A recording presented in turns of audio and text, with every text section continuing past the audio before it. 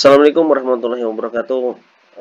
Selamat berjumpa kembali kepada Bapak dan Ibu guru pejuang P3K, dan mudah-mudahan Bapak dan Ibu dalam keadaan sehat dan selalu siap belajar bersama kami Cermin Pendidikan dalam menghadapi ujian P3K yang akan datang. Dan selamat berjumpa kembali kami ucapkan kepada Bapak dan Ibu dengan kami Cermin Pendidikan, dan pada kesempatan kali ini kita akan mencoba membahas mengenai tentang soal FR P3K pedagogik ya pada tahap yang ketiga ini. Namun sebelumnya kepada Bapak dan Ibu kami ucapkan mohon maaf terlebih dahulu bila mana nanti adanya kesalahan dalam pembacaan ataupun pembahasan soal-soal yang kita sajikan, dan seyogyanya mari kita koreksi bersama Bapak dan Ibu. Dan kemudian Bapak dan Ibu juga jangan lupa untuk selalu klik subscribe, like, dan komen. Dan paling penting Bapak dan Ibu aktifkan loncengnya supaya Bapak dan Ibu tidak ketinggalan lagi pembahasan-pembahasan soal berikutnya. Dan apabila bermanfaat, silahkan Bapak dan Ibu bagikan kepada teman-teman Bapak dan Ibu supaya kita bisa sukses bersama dan belajar bersama. Selanjutnya Bapak dan Ibu, mungkin Bapak dan Ibu sudah tidak sabar lagi dalam pembahasan kali ini, yaitu pembahasan soal FR pedagogik, dan mudah-mudahan bisa kita pahami untuk di tahap yang ketiga ini. Baik, langsung saja Bapak dan Ibu, kita bahas untuk soal yang pertama. Dalam setiap kali penilaian, Pak Joko selalu membuat rubrik penilaian yang berisi kriteria penilaian yang mencerminkan kompetensi yang akan dinilai.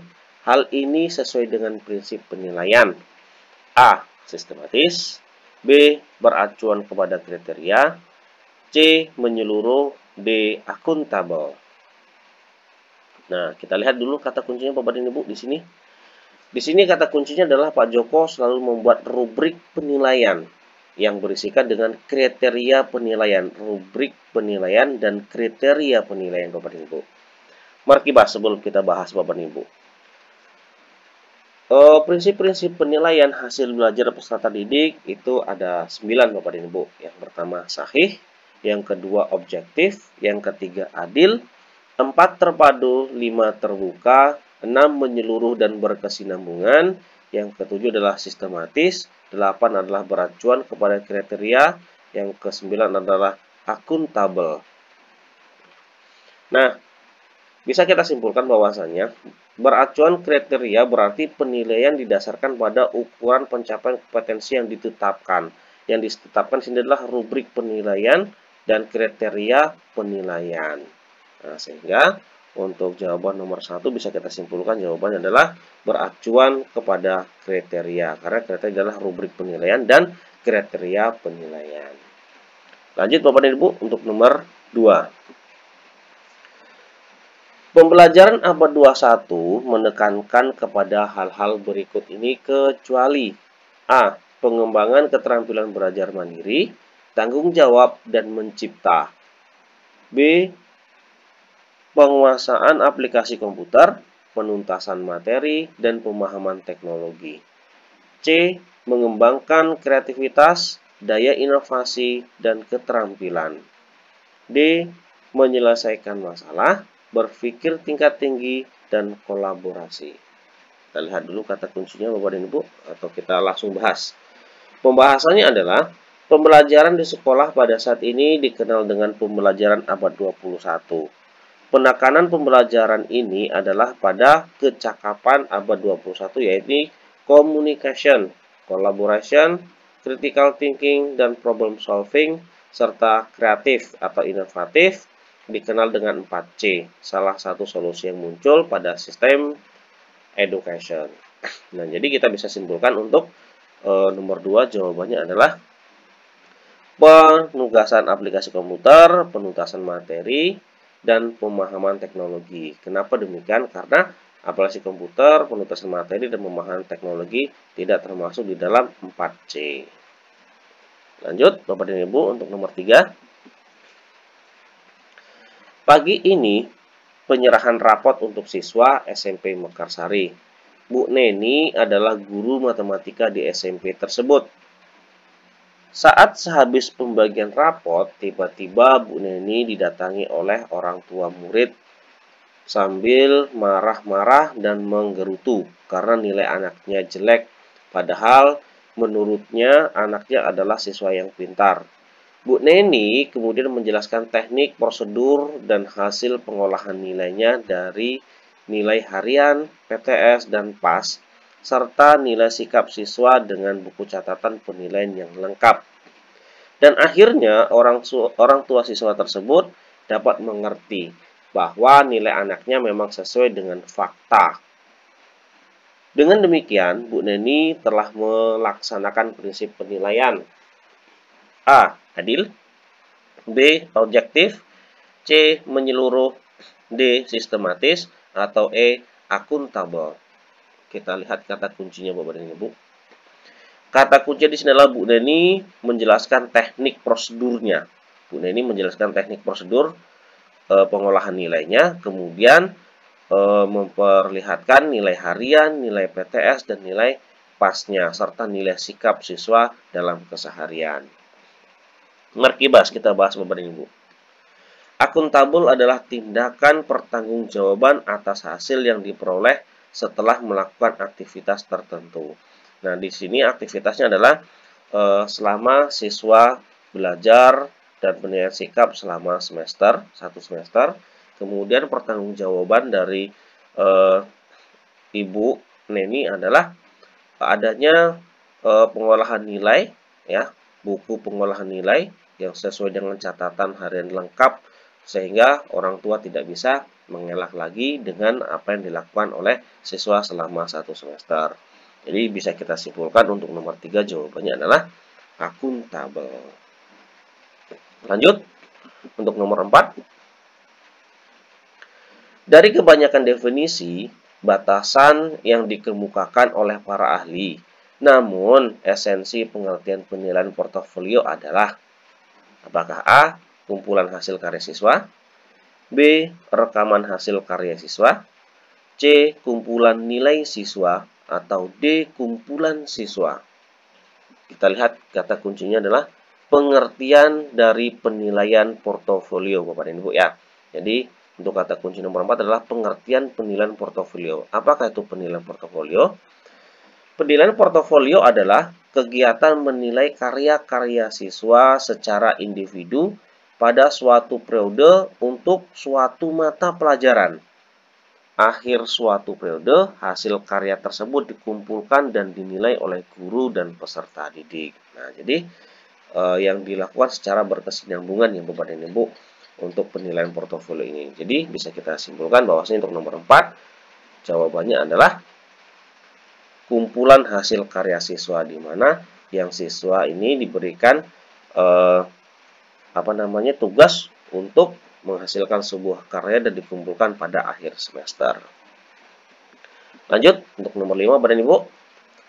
Sebagai guru mata pelajaran matematika, melakukan penilaian tidak hanya melakukan penilaian kognitif, tapi juga afektif dan psikomotorik yang berusaha mengungkap kondisi nyata atau keadaan sesungguhnya yang berkaitan dengan kemampuan peserta didik. Ilustrasi tersebut menunjukkan bahwa guru tersebut telah melakukan penilaian. A. Autentik. B. Sumatif. C. Diagnostik. D. Formatif. Atau E. Evaluatif. Kita lihat dulu kata kuncinya Bapak dan Ibu. Ya, kata kuncinya di sini adalah penilaian kognitif, tetapi juga afektif dan psikomotorik. Nah, mari kita bahas Bapak dan Ibu. Penilaian autentik adalah istilah yang diciptakan untuk menjelaskan berbagai metode penilaian alternatif yang memungkinkan siswa dapat mendemonstrasikan kemampuannya dalam menyelesaikan tugas-tugas dan menyelesaikan masalah, sekaligus mengekspresikan pengetahuan dan keterampilannya dengan cara mensimulasikan situasi yang dapat ditemui di dalam dunia nyata di luar lingkungan sekolah. Ini menurut Hermes pada tahun 1991. Nah, jadi bisa kita simpulkan adalah untuk nomor 5 jawabannya penilaian autentik. Lanjut untuk nomor 6. Dalam membuat silabus perlu memperhatikan berbagai hal. Salah satunya adalah dalam menyusun silabus. Diutamakan dapat mengakomodasi keragaman peserta didik, pendidik, serta dinamika perubahan yang terjadi di sekolah dan tuntutan masyarakat. Hal ini sesuai dengan prinsip A. Relevan, B. Sistematis, C. Menyeluruh, D. Fleksibel, atau E. Aktual kontekstual. Kita lihat kata kuncinya adalah di dalam menyusun silabus diutamakan, ya, dalam menyusun silabus yang paling kita utamakan adalah mengakomodasi keragaman peserta didik dan pendidik serta dinamika perubahan yang terjadi di sekolah. Mari kita bahas Bapak dan Ibu. Prinsip pengembangan silabus itu ada 8. Yang pertama adalah ilmiah, yang kedua relevan, yang ketiga sistematis, yang keempat konsisten, yang kelima adalah memadai, yang keenam aktual dan kontekstual, yang ketujuh adalah fleksibel, yang kedelapan adalah menyeluruh. Nah, bisa kita tentukan Bapak dan Ibu untuk nomor 6. Fleksibel adalah keseluruhan komponen silabus dapat mengakomodasi keragaman peserta didik, pendidik, serta dinamika perubahan. Nah, fleksibel ini Bapak dan Ibu ya, dalam keragaman peserta didik, pendidik, serta dinamika perubahan yang terjadi di sekolah dan tuntutan masyarakat sesuai dengan nomor 6. Sehingga kita bisa simpulkan jawaban nomor 6 adalah fleksibel. Lanjut Bapak dan Ibu untuk nomor 7.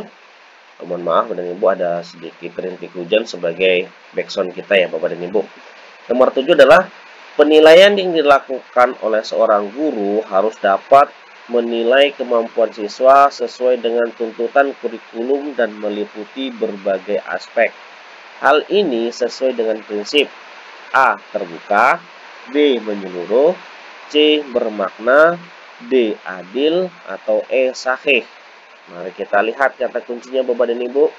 Kata kuncinya adalah siswa yang sesuai dengan tuntutan kurikulum dan meliputi berbagai aspek. Mari kita bahas Bapak dan Ibu. Kembali kepada prinsip-prinsip penilaian, hasil belajar peserta didik ada 9. Ya, ada sahih, objektif, adil, terpadu, terbuka, menyeluruh, dan berkesinambungan. Yang ketujuh adalah sistematis, 8 beracuan kriteria, dan akuntabel. Nah, pada kali ini adalah menyeluruh. Dalam penilaian mengandung arti bahwa penilaian yang Anda lakukan harus mampu menilai keseluruhan kompetensi yang terdapat dalam kurikulum yang mungkin meliputi ranah kognitif, afektif, dan psikomotorik. Sehingga kita bisa simpulkan Bapak dan Ibu nomor 7 jawabannya adalah menyeluruh. Lanjut Bapak dan Ibu, nomor 8. Pada akhir pembelajaran, guru memberikan soal berikut. Perhatikan barisan bilangan 3, 7, 11, 15, 19, dan 23, dan seterusnya. Apakah bilangan 97 ada pada barisan bilangan tersebut?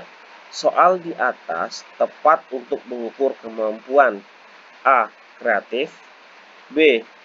Representasi matematis, C. Penalaran matematis, D. Reflektif, atau E. Enaktif.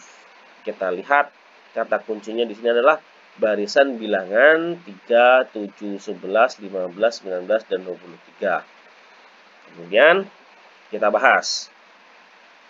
Representasi matematis adalah kemampuan yang dimiliki dalam menyajikan kembali gambar, tabel, grafik, simbol, notasi, dan diagram, persamaan atau ekspresi matematis, serta kata-kata atau teks tertulis di dalam bentuk yang lain.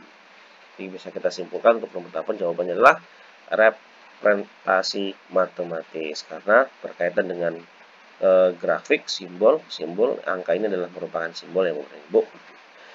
Baik, langsung saja kita lanjut ke nomor 9. Ketidakmampuan seseorang peserta didik yang mengacu kepada gejala di mana peserta didik tidak mampu belajar sehingga hasil pembelajarannya di bawah potensi intelektualnya dinamakan kesulitan belajar. A. Learning disabilities, B. Learning disorder, C. Underachiever, D. Slow learner, atau E. Learning dysfunction. Kita lihat kata kuncinya adalah peserta didik tidak mampu belajar sehingga hasil belajarnya di bawah potensi intelektualnya. Mari kita bahas Bapak dan Ibu. Learning disability adalah mereka yang memiliki kesulitan belajar. Kesulitan belajar Bapak dan Ibu ya.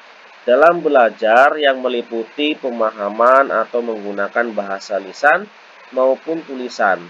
Dan kesulitan tersebut terlihat dalam hal mendengar, berpikir, membaca, menulis, dan mengeja. Sehingga bisa kita simpulkan untuk nomor 9 adalah learning disabilities. Lanjut Bapak Ibu, kita sedikit menyebut karena adanya suara hujan ya Bapak Ibu. Asesmen hasil belajar peserta didik harus sesuai atau memperhatikan prinsip-prinsip sebagai berikut. Kecuali, nah Bapak Ibu kecuali nih Bapak Ibu ya. A. Objektif, B. Adil, C. Kooperatif, atau D. Terpadu. Nah, kembali kita ke prinsip-prinsip penilaian hasil belajar peserta didik Bapak Ibu. Sahih, objektif, adil, terpadu, terbuka, menyeluruh, dan kesinambungan, sistematis, beracuan kepada kriteria dan akuntabel. Jadi yang kecuali Bapak Ibu ya. Nah, jadi yang kecuali jawabannya adalah kooperatif. Jadi tidak ada yang kooperatif di sini Bapak Ibu. Baik, terima kasih untuk kali ini Bapak Ibu, pembahasan kali ini mudah-mudahan penyampaian soal atau pembahasan soal FR P3K dalam bidang pedagogik dapat membantu Bapak dan Ibu dan bisa lebih memahami soal-soal yang sudah kami bahas, dan apabila ada kesalahan kami juga mohon maaf dan perlu koreksi dari Bapak dan Ibu sekalian. Terima kasih untuk hari ini. Jangan lupa Bapak dan Ibu untuk klik like, subscribe, dan komen. Dan yang paling penting aktifkan lonceng notifikasinya supaya Bapak dan Ibu tidak ketinggalan pembahasan-pembahasan soal berikutnya.